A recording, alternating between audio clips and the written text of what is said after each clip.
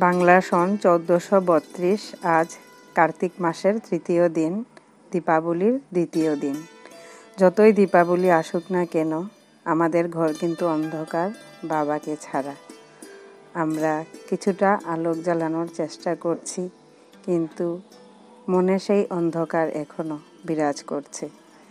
আজকে অমাবস্যা তিথি, 21শে অক্টোবর, মঙ্গলবার। তাই ঠাকুরের কাছে আমরা বাবার উদ্দেশ্যে 7 নং ভুজি নিবেদন করেছি। ঈশ্বর যেন ওনাকে ভালো রাখেন, শান্তিতে রাখেন ওনার শ্রীচরণে।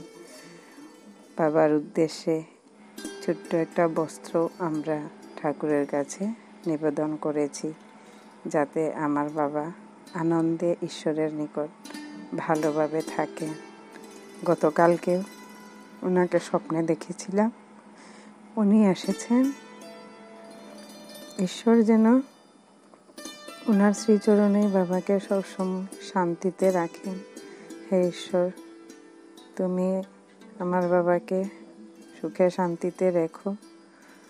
তোমার শ্রীচরণে আমাদেরকে শক্তি দাও,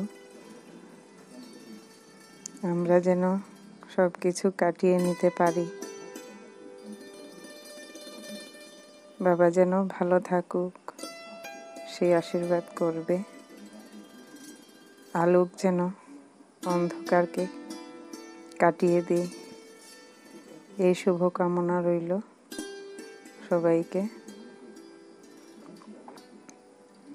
দীপাবলির শুভেচ্ছা জানাই।